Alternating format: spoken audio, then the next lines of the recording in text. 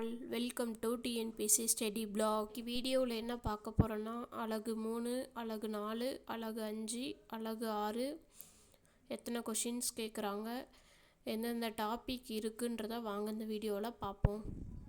அலகு 3 எழுதும் திறன் 15 வினா கேட்குறாங்க. சொற்களை ஒழுங்குபடுத்தி சொற்றொடர் அமைத்தல், தொடர் வகைகள், செய்வினை, செயல்பாட்டு வினை, தன்வினை, பிறவினை, ஒருமை பன்மை, பிழை திருத்தி சரியான தொடர் அமைத்தல், மரபு தமிழ், திணைமரபு, உயர்திணை, அஃதிணை, பால் மரபு, ஆண்பால், பெண்பால், பலர்பால், ஒன்றன்பால், பலவின்பால், காலம், இளமை பெயரில் ஒளிமரபு, வினைமரபு, தொகை மரபு, நிறுத்தல் குறியீடுகள், கால்புள்ளி, அரைப்புள்ளி, முக்கால் புள்ளி, முற்றுப்புள்ளி, வியப்புக்குறி, வினாக்குறி அமைத்தல். இதெல்லாம் ஓல்டு சிலபஸ்லேயே இருக்கும். 4 கலைச்சொற்கள் 10 வினா, பல்துறை சார்ந்த கலைச்சொற்கள்.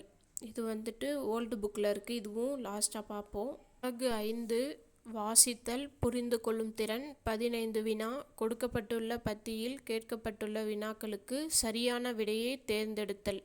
செய்தித்தாள், முகப்பு செய்தி, அரசு சார்ந்த செய்தி, கட்டுரைகள் இவற்றில் வாசித்தல், புரிந்து கொள்ளும் திறன், உவமை தொடரில் பொருத்துதல், மரபு தொடரில் பொருளுதல், பழமொழி பொருளறிதல், ஆவண உள்ளடக்கங்களை புரிந்து கொள்ளும் திறன். இதுவும் ஓல்டு புக்கில் 12th படிக்கும்போது இந்த மாதிரி கொஷின்ஸ் மொழித்திறன் பகுதியில் இருக்கும். அதுவும் பார்த்துக்கலாம், ஈஸியாக தான் இருக்கும். அலகு 6 எளிய மொழி பெயர்ப்பு 15 வினா. ஆங்கிலம் மற்றும் பிறமொழி சொற்களை இணையான தமிழ்ச்சொல் அறிதல், ஆவணங்களுக்கு தலைப்பு, கோப்புகள், கடிதங்கள், மனுக்கள், மொழிபெயர்ப்பு புரிந்து கொள்ளும் திறன்.